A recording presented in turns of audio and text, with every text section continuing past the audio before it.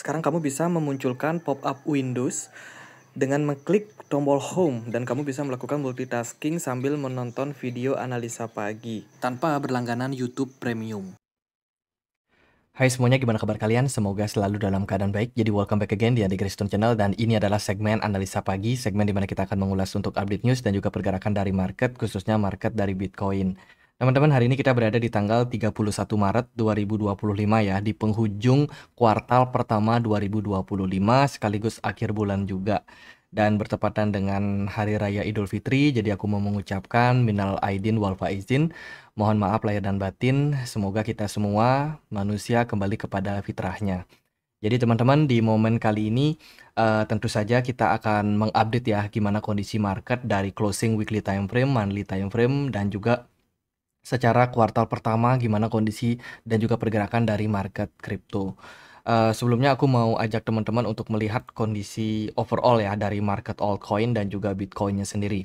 Altcoin overall di perdagangan kali ini ada sedikit positif ya, tapi cukup imbang lah dengan pergerakan negatif dari market juga gitu. Sementara dari Bitcoin, perdagangan pagi tadi itu sempat drop sampai 81.500, dan dilihat juga dari Bitcoin dominance itu masih dalam posisi yang cukup tinggi, teman-teman. Jadi bisa dibilang di fase seperti sekarang ini yang cenderung lebih powerful adalah emas ya, kemudian indeks dolar masih powerful meskipun sudah bearish sejak Januari kemarin. Bitcoin dan kawan-kawan ini masih mengikuti pergerakan S&P 500 yang mengalami koreksi.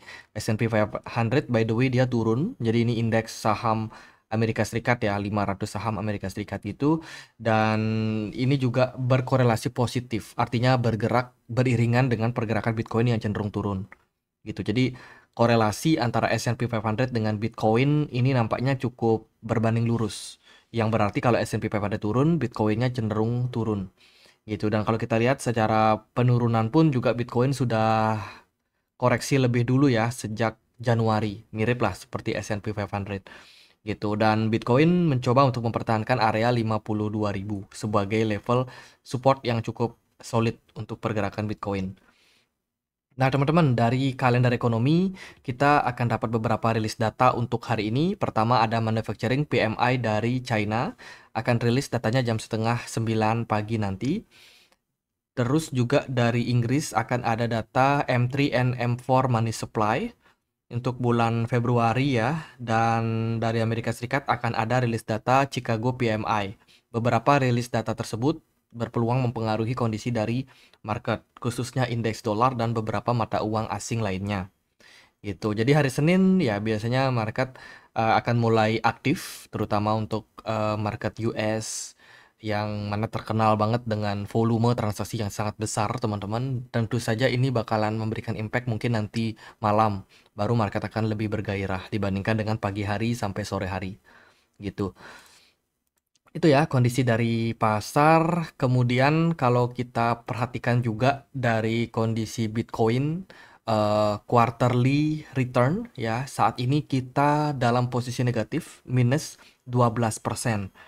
Ini mirip seperti apa yang terjadi di periode 2020, di mana waktu itu kuartal pertama Bitcoin juga turun sekitar 10,82%. Lebih parah lagi di kuartal pertama 2018, di mana Bitcoin minusnya 49,7%. Ini rekaman buruk sih untuk Bitcoin. Kemudian 2015 dan 2014 Bitcoin juga turun sekitar 24,14% dan juga 37,42% gitu. Jadi kuartal pertama kita negatif. Lalu kuartal kedua apa yang akan terjadi? Kalau kita lihat dari sentimen dan narasi, kita masih berkutat pada regulasi kripto. Pertama, regulasi kripto semakin jelas untuk negara Amerika Serikat, kemudian juga untuk Uni Eropa, negara kawasan Timur Tengah, negara kawasan Afrika, Amerika Selatan, itu sudah semakin clear. Yang harapannya sih kalau regulasi semakin jelas, harusnya kita para investor akan lebih safe, terutama secara regulasi koin-koin altcoin ya. Karena kan sekarang altcoin itu bisa di-create kapanpun, bisa di-create oleh siapapun. Nah, kedepannya tidak akan semua altcoin itu berlisensi. Artinya penciptaan altcoin baru makin lama akan semakin sulit. semakin kecil karena akan diregulasi. Jadi penambahan jumlah koin baru tentu saja harusnya akan mengamankan banyak investor juga. Sehingga kita bisa terhindar nih dari project-project scam, project-project bodong. Tapi ini masih long term ya sifatnya. Kalau untuk sekarang sih regulasinya masih sedang dibangun. Kemudian juga di tahun ini kita cukup khawatir terkait dengan inflasi yang sangat sulit untuk turun. Belum lagi kalau kita berbicara tentang tarif dagang dari Donald Trump yang beberapa waktu diterapkan, itu bikin market cukup merespon negatif. Itu jadi kita masih dikhawatirkan dengan hal-hal tersebut yang kemungkinan masih akan berlanjut di kuartal kedua nanti. So, menurut saya kuartal kedua kita masih berpotensi untuk dalam posisi ketidakpastian seperti sama seperti saat ini. Gitu. Sama seperti sekarang ini. Gitu. Jadi kalau kita lihat monthly return ya sementara ini minus 2,5% di bulan Maret. Ya, ini mungkin akan berlanjut di bulan April. Mungkin ya semoga Mei enggak ya, semoga Mei-nya mulai positif. Juni. Nah, ini 3 bulan ke depan, April, Mei, Juni akan menjadi babak penentuan untuk Bitcoin di kuartal kedua 2025. Ya, Maret negatif, April kita punya record yang lumayan mix lah ya. 2020 sampai 2017 kita itu positif sampai 30%. Sementara di 2021 kita minus 1,98%, sorry 2022 kita minus 17%, 2024 kita minus 14%. Harapannya sih ya semoga April biasa lebih baik lah. Kalau minus semoga nggak besar-besar ya minusnya. Itu teman-teman untuk bulan April. Jadi pada intinya bulan April ini cukup mix ya antara minus dan positifnya. Jadi kita akan kembalikan seperti apa market merespon. Gitu. Teman-teman hari ini kita mungkin nggak ada iklan ya karena banyak teman-teman yang mengeluh iklan terus. Jadi nanti di next video kita akan bikin iklannya paling akhir aja biar teman-teman juga nggak terganggu nonton videonya. Oke, kita akan bahas dari beberapa altcoin. Sampai nanti kita akan membahas sedikit data on-chain terkait dengan Bitcoin ya. Nah, altcoin dulu nih. Avalanche dikabarkan meluncing Gelato. Ya, Gelato ini adalah semacam pasokan perusahaan berdaulat untuk institusi. Jadi intinya adalah mereka ini menciptakan semacam wadah untuk investor ya yang mau berinvestasi di projectnya Avalanche. Mereka bikin sebuah wadah gitu. Artinya kalau investor mau masukin dana, itu dana mereka akan disimpan di sana, di keep dan nanti akan di-convert menjadi saham dari Avalanche atau menjadi pemilik dari saham Avalanche itu sendiri. Dan ini akan menjadi salah satu kesempatan untuk banyak institusi untuk bisa berinvestasi kepada proyek Avalanche ini. Menurut saya proyek Gelato ini bakalan cukup menjadi menarik ya, karena mungkin bisa mempelopori juga banyak perusahaan lain untuk mengikuti atau proyek-proyek kripto lain untuk mengikuti langkah yang dilakukan oleh Avalanche guna mendapatkan adopsi dari banyak institusi. Sementara ini sih Gelato ini sudah menjadi solusi untuk beberapa perusahaan seperti Kraken dan Animoca Brand ya untuk bisa menjadi investor lah, investor yang benar-benar real gitu mendukung pengembangan dari platform dari Avalanche ya. Mereka udah mengembangkan Avalanche Interchain Messaging seperti itu. Dan ya ini menurut saya menjadi salah satu berita bagus juga untuk investor ya, terutama yang invest di proyek Avalanche. Kemudian kita lihat juga dari data Ethereum. Ethereum saat ini mengalami masalah ya, secara tren Ethereum ini lumayan negatif, apalagi ketika dia sudah breakdown dari level 2000. Ethereum itu cukup terjerumus kalau aku perhatikan ya, sekarang cuma diperdagangkan di kisaran level 1800. Dan ini secara major trend Ethereum memang menunjukkan dia sudah breakdown dari ascending triangle pattern. Dia udah breakdown dari trend lainnya di mana level waktu itu menjadi area support adalah di kisaran 2200. Jadi saat ini memang negatif lah untuk Ethereum. Probably Ethereum ini double top, teman-teman. Ini ya sebuah pattern yang sangat berbahaya dan mungkin ini target technical ya, kalau kita pakai technical target Ethereum itu probably ke 1000. Wow, penurunan yang cukup jauh kalau seandainya ini terrealisasi.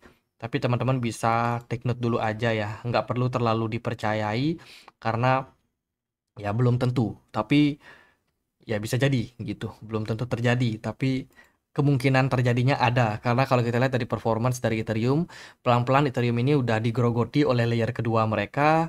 Kedua, banyak investor-investor yang mulai cabut dari Ethereum. Ketiga, co-foundernya udah ada yang keluar kan kemarin, sempat ada yang bikin project AI. Vitalik Buterin juga nggak terlalu ngurusin, justru banyak jual Ethereum buat develop project-project meme dan juga beberapa project-project infrastruktur di jaringan Ethereum juga ya.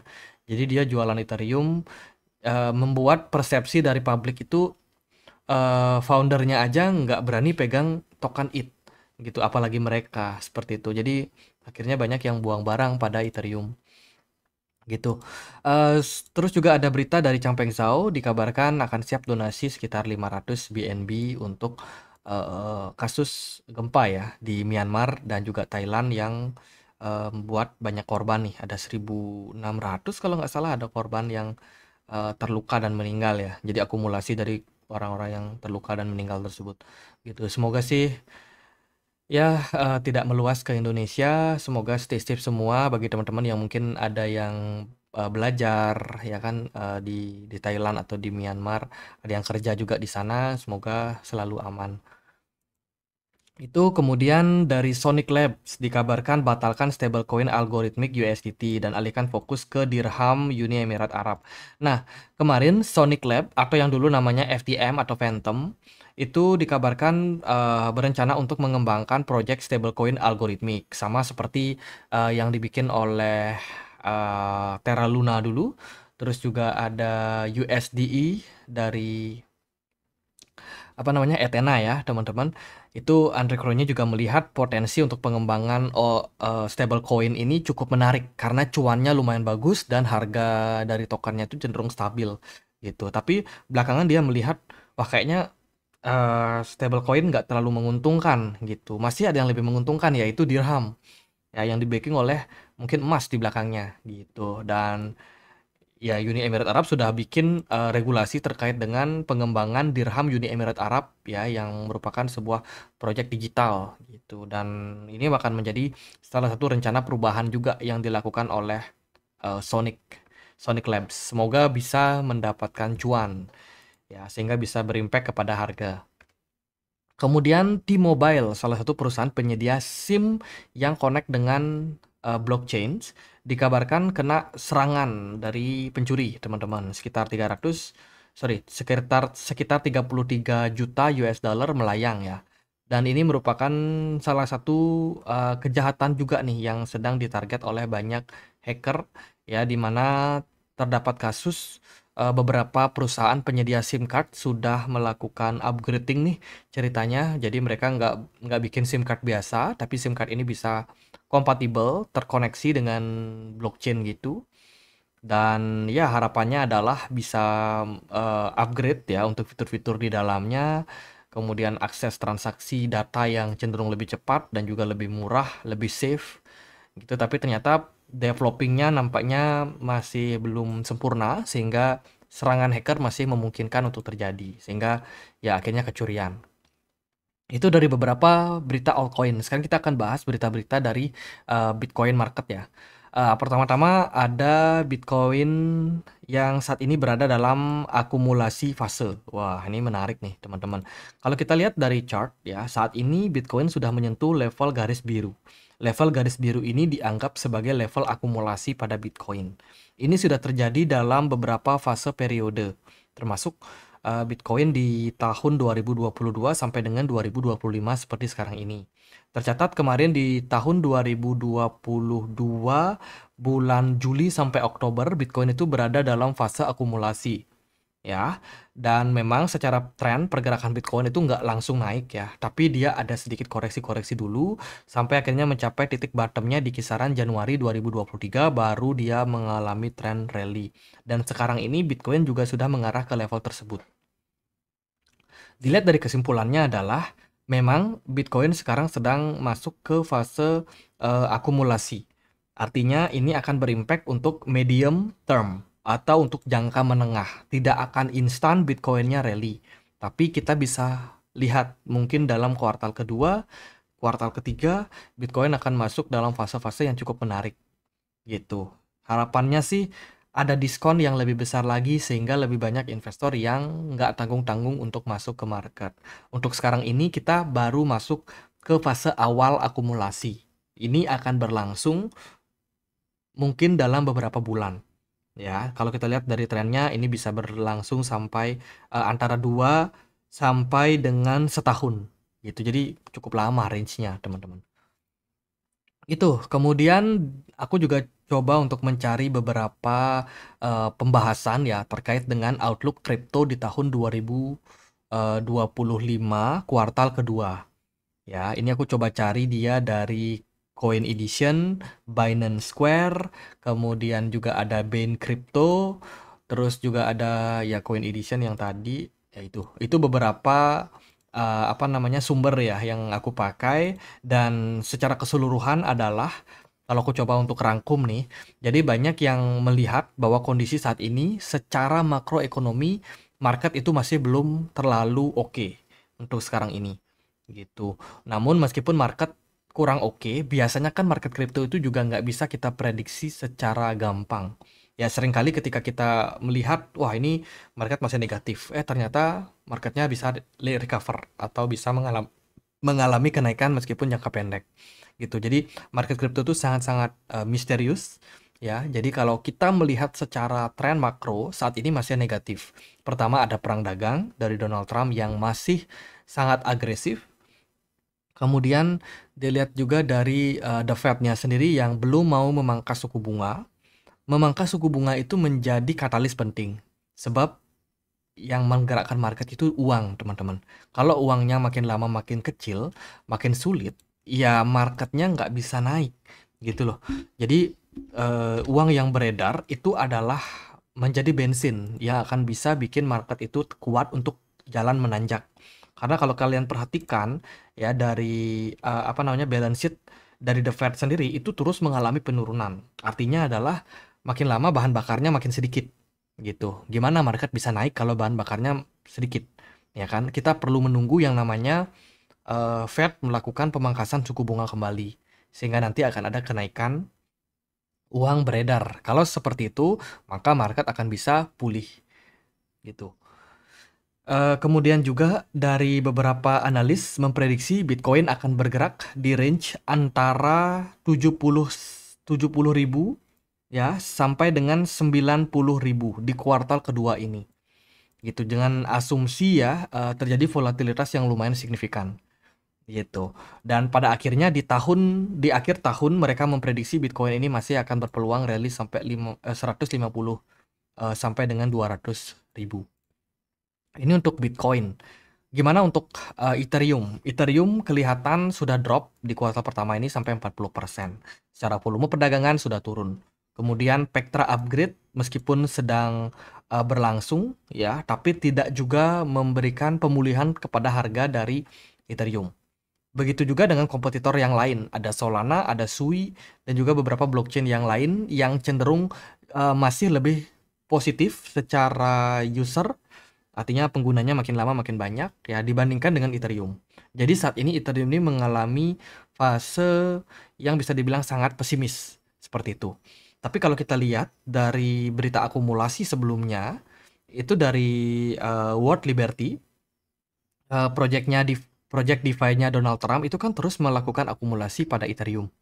Jadi ini cukup menarik sih untuk kita lihat ya. Di satu sisi ada investor besar yang melakukan akumulasi pada Bitcoin, tapi di sisi lain ya bisa dibilang Ethereum juga menjadi pilihan gitu. Meskipun Ethereum lagi diterpa banyak isu negatif. Jadi ya menurut saya tidak akan gampang sih untuk kita memprediksi kemana arah ke depannya. Nah, itu tadi secara gambaran umum. Kalau dari saya pribadi gimana? Saya melihat pergerakan Bitcoin saat ini sudah dalam fase ya bisa dibilang nggak terlalu stabil. Saya masih cukup yakin Bitcoin masih berpotensi ke 70 something ya, 70 ribuan lah. 77.000 atau mungkin 78.000. Karena kalau kita lihat dari tren jangka panjang, Bitcoin ini sebenarnya masih bergerak bullish dalam ascending channel gitu. Jadi yang namanya ascending channel, trennya ini masih bagus, masih positif.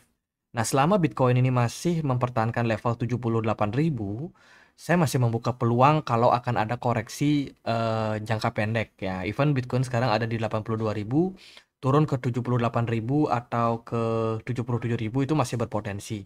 Tapi kalau untuk turun di bawah level 77.000, saya sendiri nggak expect.